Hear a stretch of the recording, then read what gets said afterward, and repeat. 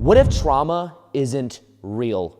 What if that thing you believe has been holding you back from the love, from the abundance, from the acceptance that you want to feel in the world? What if that thing is only having power over you because of the importance and the meaning you've been giving it? What if you didn't have to let that hold you back any longer, and this simple philosophy that comes from one of the grandfathers of psychology, that of Alfred Adler, who founded something called Adlerian psychology. He is considered one of the grandfathers of psychoanalytics, including that of Carl Jung. I'm a big fan of Carl Jung, and Freud as well. Freud's cool, but Carl Jung I really like. But Alfred Adler, he has a concept that goes very much against the etiology of that of both Carl Jung and Freud, which basically etiology is that the cause in the past equals the present moment effect. Now, one of the most powerful quotes and the most powerful things Alfred Adler said was this. Are you ready? He said, "No experience is a cause of success or failure. We do not suffer from the shock of our experiences, so-called trauma, but we make out of them just what suits our purposes." And he was a big believer in that the past does not equal the present, what most people believe to be true. Now you might be thinking, like, how is that even possible? Of course, something that happened in the past affects you in the present moment right now.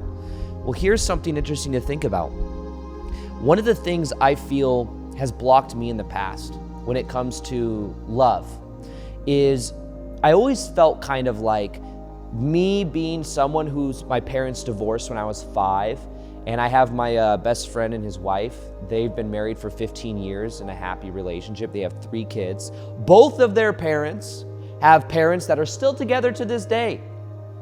And I've always felt like I was at somewhat of a disadvantage because they have such a good track record of relationships working out and seeing that, I guess, modeling a relationship, which maybe isn't always easy, but they always figure it out.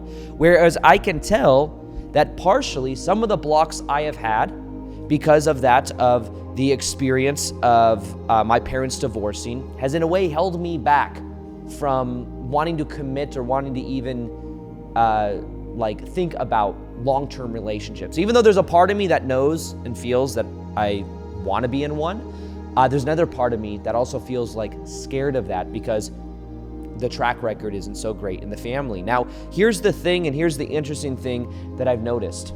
If it were true that the cause of the past equals the present moment right now, then that would mean pretty much everybody that's ever had their parents divorce would also have no choice but to be with someone they also end up divorcing from. You see, it's not that the past equals the present, it's more of understanding that from the present moment limitation right now, we connect to the past and it reaffirms our initial story.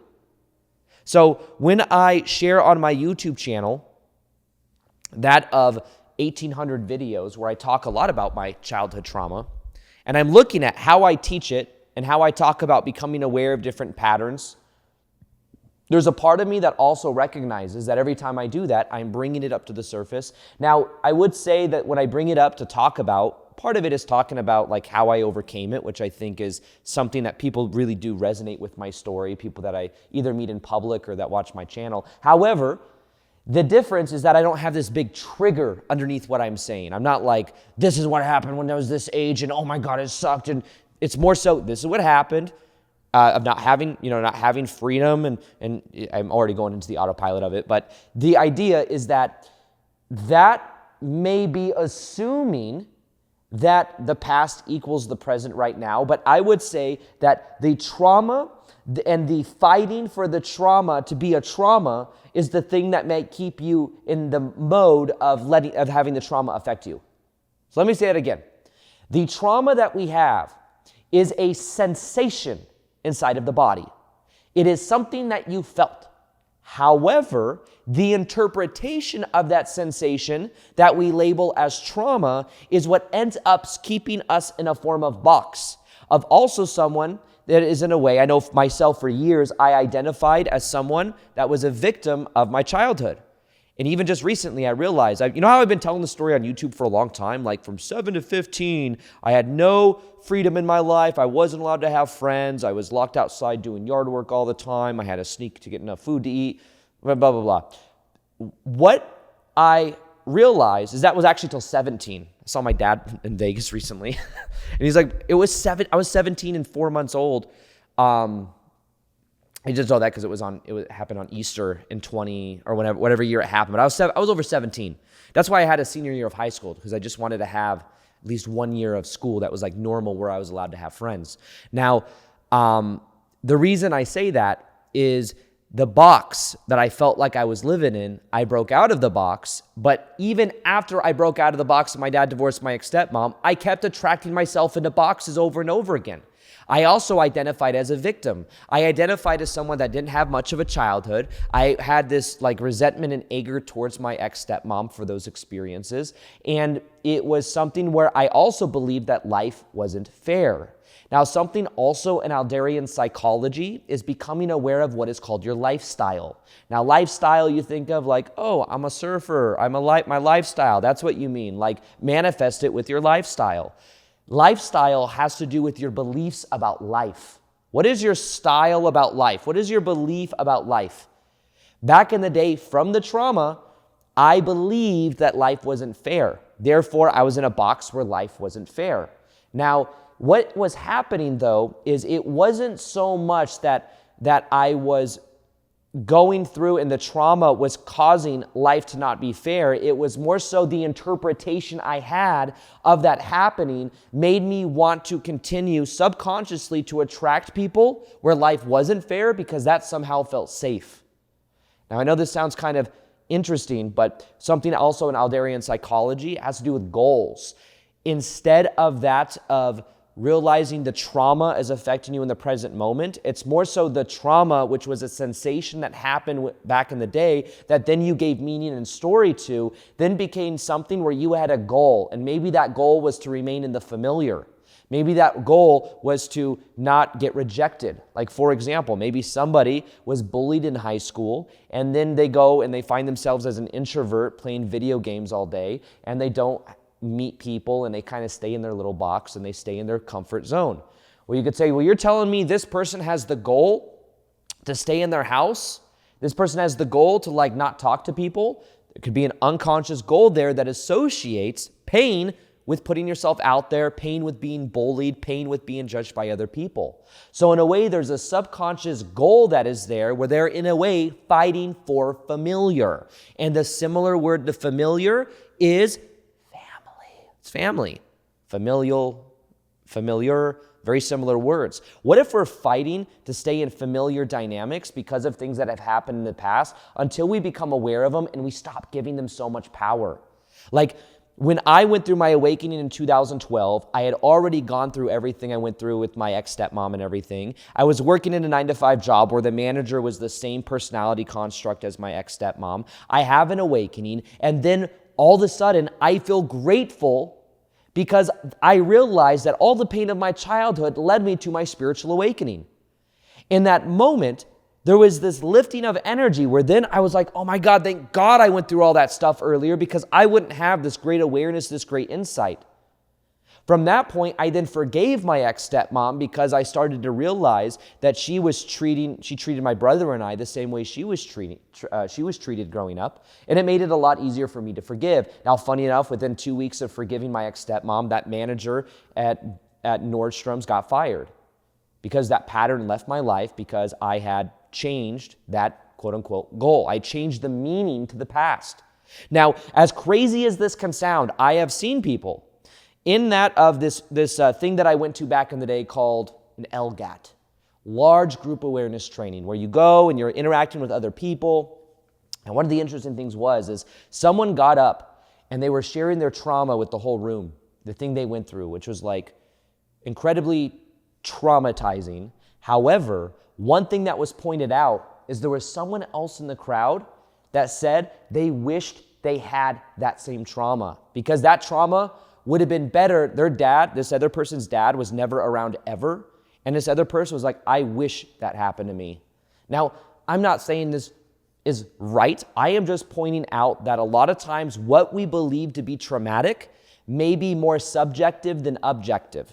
It may be something that is based on interpretation, and that's a lot of what Alfred Adler talks about. It is our interpretation of it that is why it continues to have power over us. Now, when you look to the thing that happened to you in the past and you give it a new meaning, you literally remove the energy that it has over you in the present moment right now. You stop staying trapped in the box. However, what I would say is where it says trauma isn't real, and that's the title of this video, and that's the idea from Alfred Adler or Adlerian psychology, I would say that what isn't real anyways is that everything in life is based on meaning, the meaning we give things. And the meaning we give things determines what we get out of life. So the idea of a rainy day is that a rainy day is a neutral thing. Is it good? Is it bad? Is it neutral? Is it gray? What is a rainy day? If I were to ask you that and you were to comment below what a rainy day was, there'd be hundreds of different comments of different things. And that's because everyone has a different interpretation of what a rainy day means. So it's not an objective truth. It's just this subjective thing that we all have different perspectives of. So interestingly enough, could it be, and by the way, look at this. Why is it that two kids that go and are raised in a certain way, one becomes maybe an empath and one becomes a narcissist? An empath, someone that can feel other people's energy, that's tuning to others to feel safe and is sometimes even people-pleasing. And then the narcissist, who demands and has this personality, like false sense of self that kind of demands everyone else is the way they are and they're manipulating to get their needs met. Subconsciously, the empath many times is also in a different covert way is also doing the same thing to manipulate to get their needs met, safety. However, why is it that one kid may turn out empath, one kid may turn out narcissist? Think about this. Now, one kid, imagine being able to feel, imagine there's tension in the household growing up. And imagine one kid, in order to survive, they turn up their ability to feel other people's energies. They turn up their ability to sense danger and to sense things inside the family. That's one strategy. Imagine the other strategy. You tune down your ability to feel. Both coping mechanisms, both based on the meaning that they gave back to their trauma in childhood. But what ends up happening is they have very different outcomes because of that. Well, if it's always subjective or if it's always objective that like what happens, the trauma that happened is going to cause and affect you, then wouldn't it be the same thing? Well, no, because there are different meanings given to each thing that happened. I have also seen people, this is why also, by the way, if you were to get two people that went through a very similar childhood, I've heard this from many, many different people. People that go through that of childhood experience with a sibling, and they have two completely different interpretations of their childhood. And because of that, they may also have different trajectories in their life. They may also experience a different level of forgiveness, a different level of healing because of it.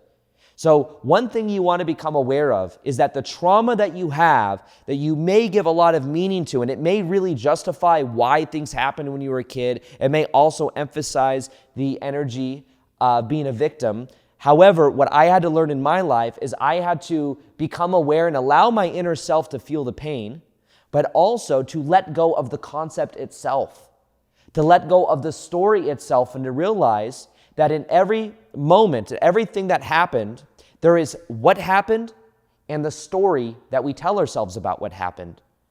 And I remember in that LGAT training, I'll give you another story, there was this one guy, he had a crazy traumatic experience.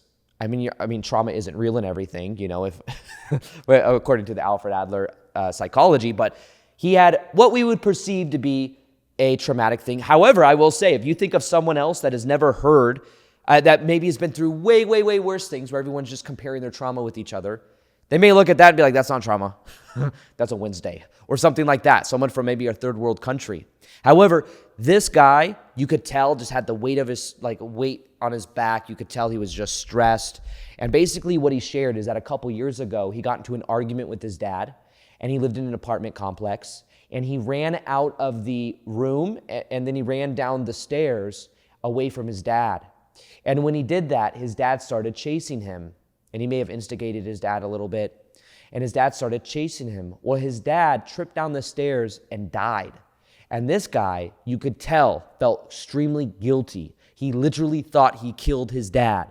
The trauma of that experience was written all over his face. Now, if you look at that, what the practitioner did is they took him and said, look, there's what happened and then the story that we tell ourselves about what happened. And it's like, what happened? At the fundamental core, what happened was he left the house, the dad ran down the stairs, the dad tripped and died. That's what happened. The story about what happened was, I did this to my dad, things were unresolved, I'm a horrible kid, I can't believe all this other baggage. Now, the healing comes when you realize that the meaning you're giving to the situation is the interpretation that is causing the emotions inside of you. And forgiveness really is such a powerful thing because you're forgiving, you're letting go of the old meaning. You're forgiving yourself when you realize especially that you're always doing the best you can with where you are at. The version of him that ran away from his dad, that is where he was at. He had to forgive that part of himself. And it's something that when you realize that trauma is not just what happened, but also the story about what happened, what's interesting is that you begin to change literally the way you relate to the past. The past no longer has so much of a weight over you. I've done this before in a workshop where I talk about one of the most powerful concepts I've ever learned, which is called revision. Revision technique comes from that of Neville Goddard, and it is about revising the past. Literally, this is what neuroscience shows us anyways, by the way. Every time we remember something from the past, we take a memory out of the memory bank, we look at it, we change it, and we put it back in the memory bank. And we do that all of the time. So by the time we've thought about something 10, 15, 20 to 100 times, it may be actually a completely different memory because we overlay our story over it. Now, funny enough, could it be that when you remember certain traumatic experiences, which are intense sense, and it's not saying, by the way, Adlerian psychology doesn't say that trauma and things that happen in the past don't affect you in the present moment. It's not saying that. It is saying that the shock of that experience, labeled as a trauma and giving a certain meaning, carries the weight with it that keeps people locked into a certain energy pattern, that keeps the pattern active in the present moment. But when you shift your perspective to realize that also in the present moment right now, we may be reaffirming our current reality with excuses and looking to our past to justify that. So it's like, of course, it's hard to attract love. When I was a kid, this happened. Of course, it's hard to get a stable job. When I was a kid, this happened. So it's almost like, what if the past is also reflecting back to you just what the excuse is in the present moment? Now, this is something I believe quantum physics will continue to show, and even neuroscience. When we look at our past, the neurons in our brain, when we are in a confident state and we remember other times in our past when we were confident, we literally have more access to those memories because of the way our state is. Now, in the same way, if we feel depressed, it'll be easier to remember other times when you were depressed. This is why I believe when Tony Robbins talks about changing your state and getting into a high state, you have more access to more solutions. It's almost like we're an antenna and we're picking up on different frequencies that are around us, and our state is what brings them into our life. So in an interesting way, one of the most powerful things I've learned to do is to remember certain things in my past, but literally know that I can overlay a new texture to it, a new interpretation of it. And as I remember it and give it a new texture, give it a new flavor, it literally changes after so many repetitions. You begin to wonder what your past really was. Now, here's the thing.